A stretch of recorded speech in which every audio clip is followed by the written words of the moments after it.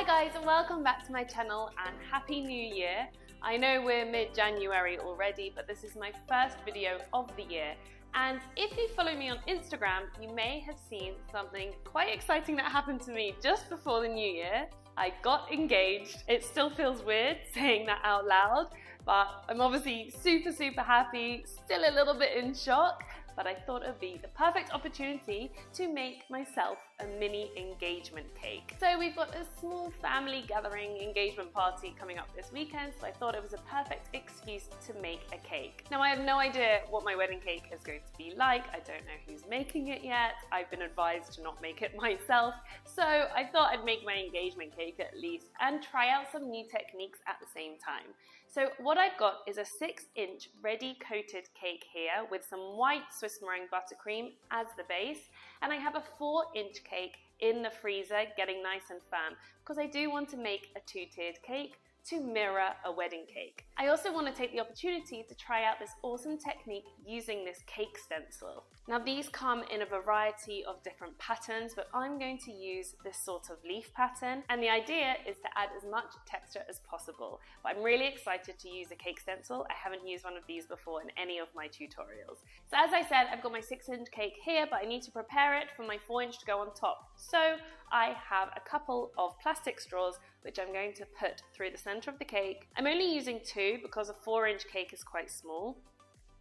And this is what's going to support that top tier. Trim it to size. And now I'm going to grab my 4-inch cake from the freezer.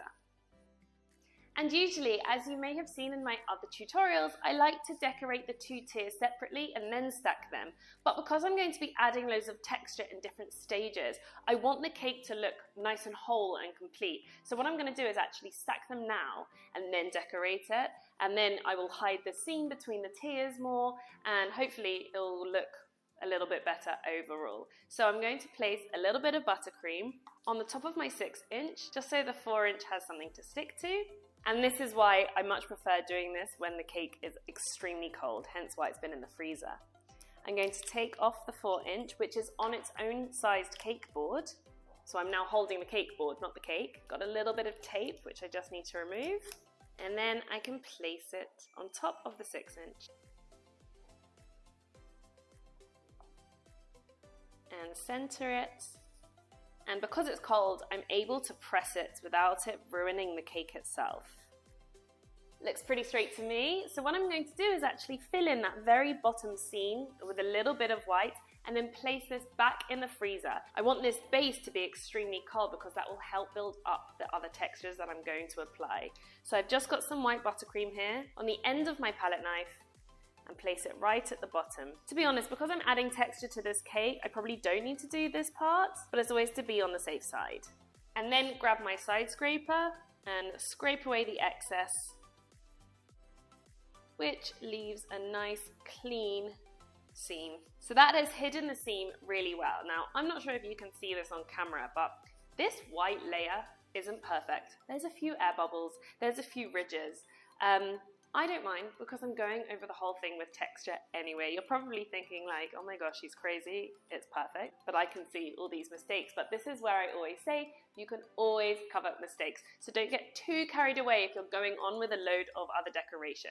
If this was a plain white cake, that would be another story. Anyway, I'm going to put this in the freezer. Of course, if you don't have space in your freezer, not everyone does for a 2-tier cake, then you can put it in the fridge for a little bit longer.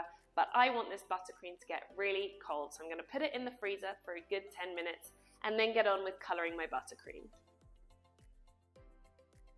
So, colouring buttercream may not sound like the most exciting thing, but I think people underestimate the importance of your colour palette, and you can't just colour the blue and the yellow. You really need to understand the tones and what goes with each other anyway. So for this cake, I wanted more muted tones, so I'm going to go for more of like a beige and a peach. I think that suits wedding vibe. And obviously I'm going to top it with gold anyway. So what I've got here is a few muted colours. So I've got a peach, a terracotta and a brown. And I've also got some white Swiss meringue buttercream divided into 4 bowls, but I do have an extra one in case I want to combine a colour or make it lighter. So first thing, I'm going to leave some white because I want to play around with the different tones, and if I go too dark then I can always whiten it. You can't take out colour. So what I'm going to do is start off with a drop of this terracotta colour, always a gel colour when you're using Swiss meringue buttercream, or any buttercream for that matter, and give that a mix in. Certain colours have different strengths, so this one only needed 1 drop to colour quite well. So what I'm going to do is take a little bit of this colour and place it into another bowl, and then mix this colour into the white and make a lighter version. So that's a really nice light version of the same colour. So already those two look really nice together. But I do think I want one a little bit on the brown side, so I'm going to go in with the brown just to get a slightly richer, darker colour. And then what I'm going to do is take a little bit of the brown and some of the terracotta. So actually the terracotta came out a lot pinker than I thought, in a good way, so I don't actually think I'm going to need the peach. But the idea is that when you colour, you can mix around and play with tones.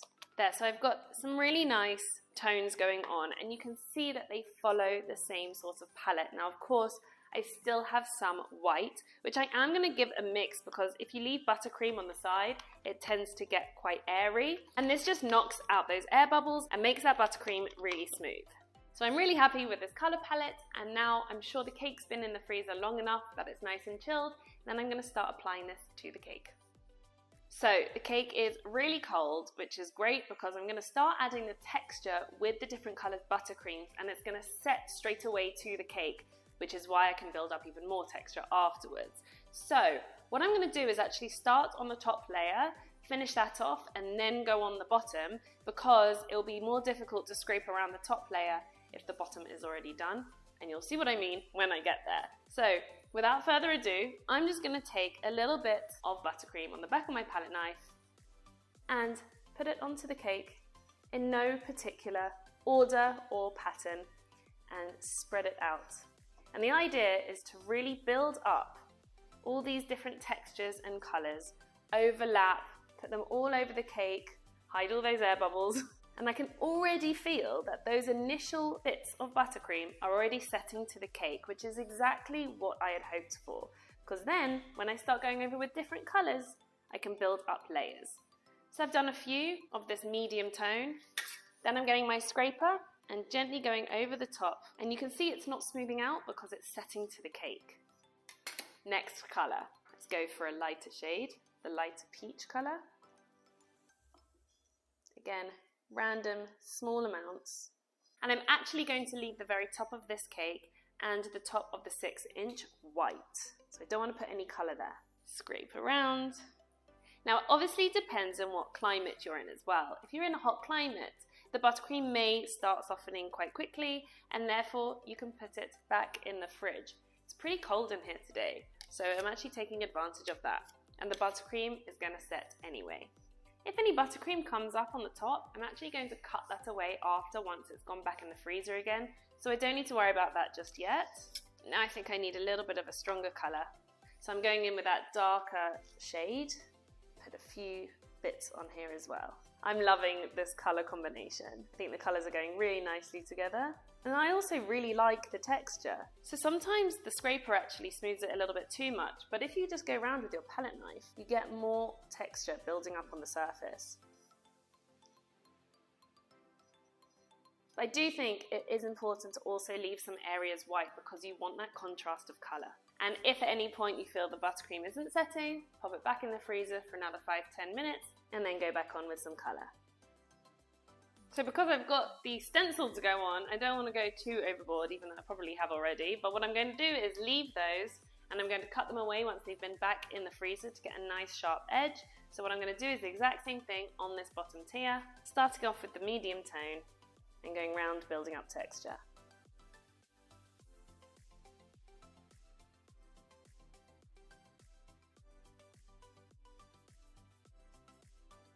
So I've definitely built up enough texture now, and I can feel that the buttercream is getting a little bit soft and not setting as quickly as it was before. So I'm going to put this back in the freezer, again leaving any excess of buttercream that has built up around the tops of the corners. And I think that I went a little bit dark, however I've got the stencil which I'm going to put on a lighter shade. I'm going to leave this as it is, put it back in the freezer, and then add on the lighter shades with the stencil.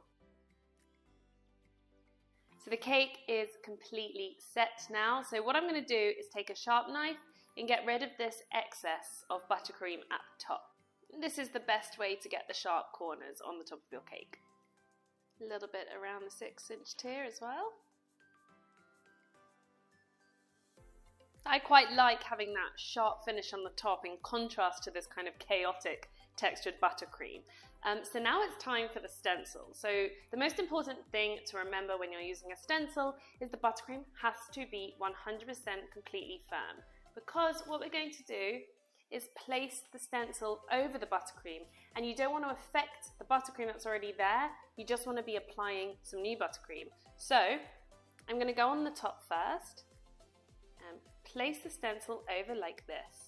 Now I don't want to cover the whole cake with the pattern of the stencil, so I'm just going to go over a little bit, but it's important to get this as close to the cake as possible. I'm going to hold it nice and tightly in place. Some people like to pin it as well, but because it's quite a small cake, I'm just going to hold it for now. And then I'm going to get some of this peach buttercream and apply where I want the stencil to appear onto the cake. So at the moment it doesn't matter if it's smooth, because we're going to go over with a scraper anyway. And then I'm even going to introduce some white as well, get a sort of marbly effect going on. And now with the scraper, I'm going to scrape it smooth. So I want that pattern to be as smooth as possible. And now the moment of truth. I'm going to peel away the stencil and hopefully... Oh, I love it!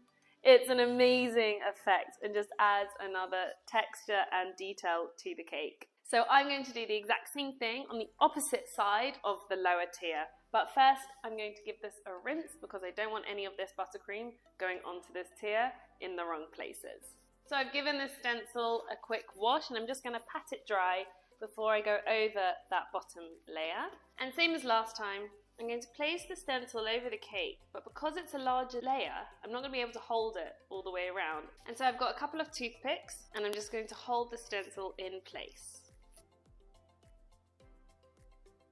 And the toothpicks are only going to put a little hole in, which I can fill up after. Now my hands are free, and again apply the same peach colour as I did last time. Mix it with a little bit of white for some contrast. And then make it nice and smooth with the scraper.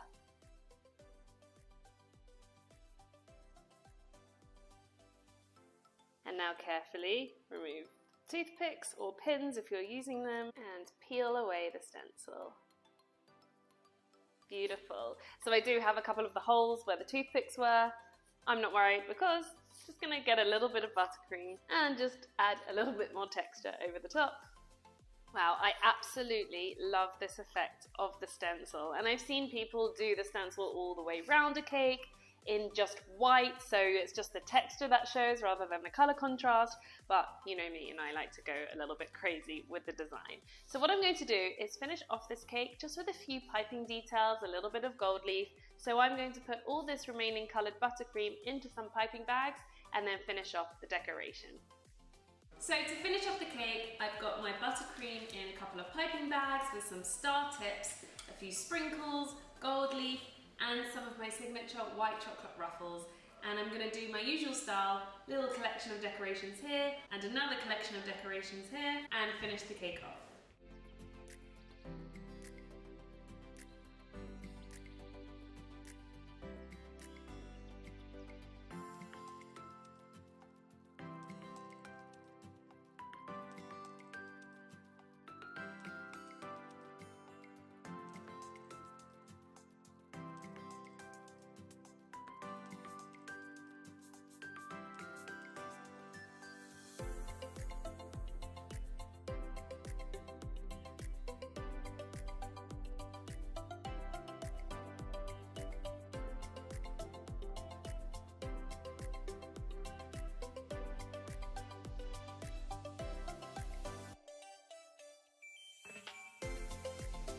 There we go, abstract, multiple textured engagement cake.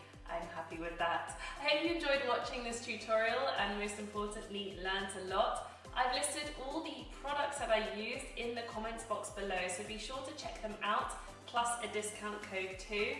In the meantime, if you've got any other suggestions that you want to see on my channel, then go ahead and write in the comments. Don't forget to subscribe to my channel, like this video, share with your friends, and we'll see you very soon with more tutorials.